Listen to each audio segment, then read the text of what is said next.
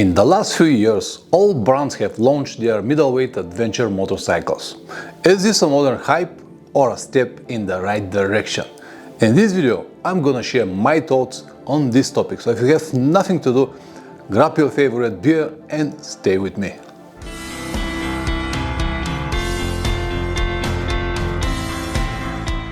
Welcome back, guys. People have different opinions about how much their motorcycle is supposed to weigh.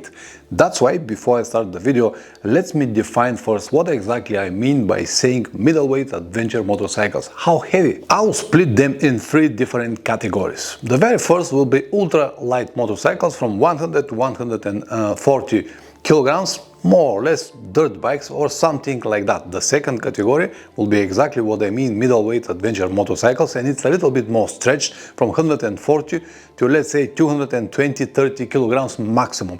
Anything above that is going to be considered heavyweight, and we're not going to discuss it in this video. And of course, this so-called middleweight adventure motorcycles category could be also split to two different categories. The first is going to be up to 160-70 kilograms, and the second will be up to 220-30 kilograms. The light models are Honda CRF 250 or 300, BMW 310, KTM 390, 690, Husqvarna 701 or GasGas ES 700, even though the last two also belong to KTM group. Some other models like AGP PR7 or Kove 450 and a few more exotic brands. The second category is where all the brands are focused now. Honda Transalp 750, Yamaha Tenere 700, Aprilia Touareg 660, KTM 790 890, Suzuki V-Strom 650, V-Strom 800, Honda CB500X, Honda Africa Twin, Royal Enfield Himalaya, CF Moto 450. The last two, the Himalayan and CF Moto, even though they are only 450cc, they weigh about the same as others. That's why I put them in this category. Let me clarify something. All of this category that I just listed are created by me for the idea of this video to present my opinion a little bit more in understandable way. And now two important questions. For whom and for what are these motorcycles designed? These are simple questions with complicated answers. The opinions are so many as the riders around the world.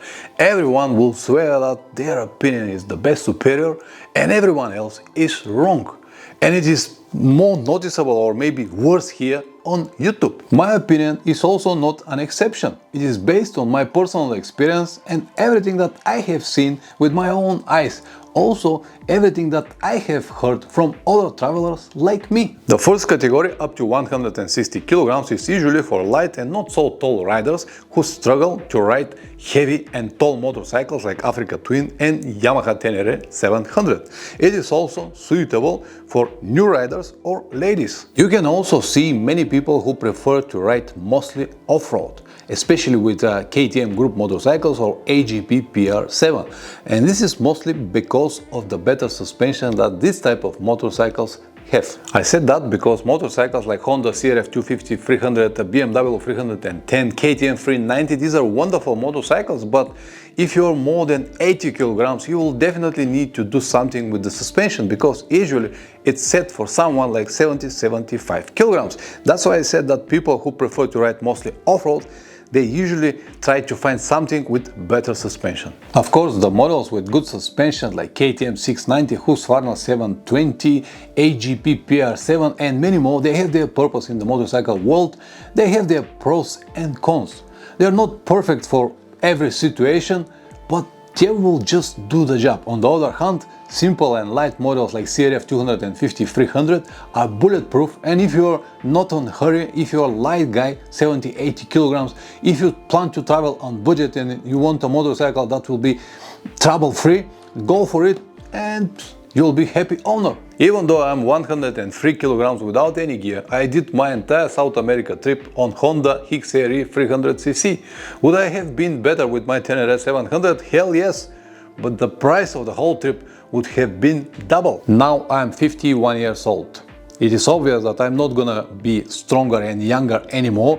That's why in about 10 years time I plan to downgrade to something like 150-60, maximum 170 kilograms. I really hope that until then Yamaha will launch something like Tenere 450 or something similar, and I will be able to jump on something lighter. And this will be more suitable for my type of trips and the activities that I have.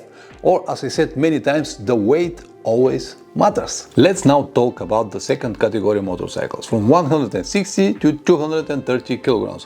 Why so many people are focused on it?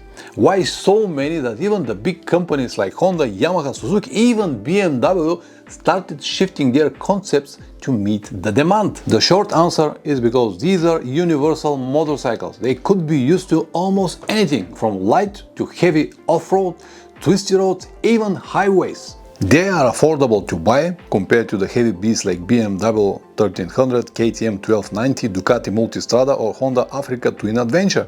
They also provide a manageable, not scary power that is suitable even for new riders that just jump into this adventure world. Still possible to lift them alone from the ground, and the maintenance won't break your budget. As I said many times, the word adventure sells well, and these middleweight motorcycles somehow match the whole conception that 95% of possible buyers have. I can afford it, lift it and ride it. What else do I need? Nothing. So far so good, but what is the reality?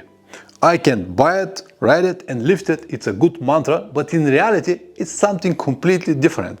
95% of the owners of these new middleweight adventure motorcycles start buying so many different adventure gadgets and put it on their motorcycles until they convert them to something that is more suitable to heavyweight category. Also, many people got it wrong.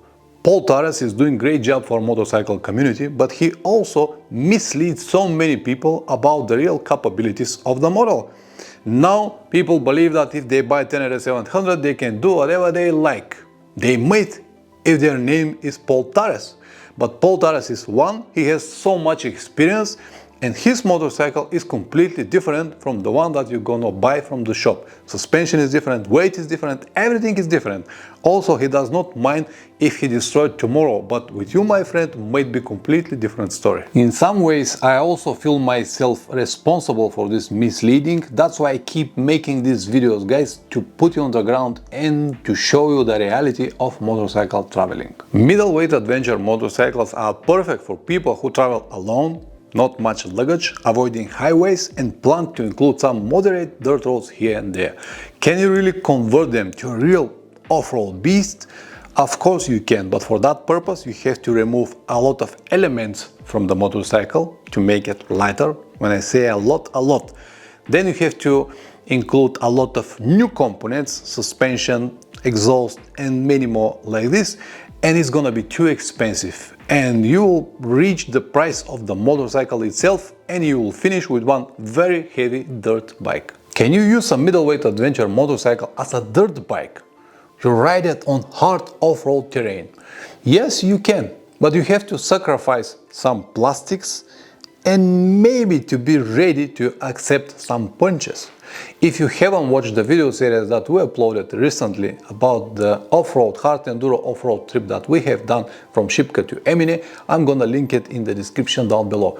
Watch it and decide for yourself, are you ready for this? In my opinion, if you like off-roading, buy a proper motorcycle for that purpose and enjoy your time. You don't need to fight with something that is designed with completely different idea. Back to the question, are these middleweight adventure motorcycles a modern hype or a matter of functionality? Never forget that demand dictates the market, not the other way around. So it's not the hype, it's the functionality that brought these middleweight adventure motorcycles in front of any other. I really hope that this video will help you at least one person. Press like or dislike, whatever it deserves. If you subscribe, even better. See you in the next one. Ciao.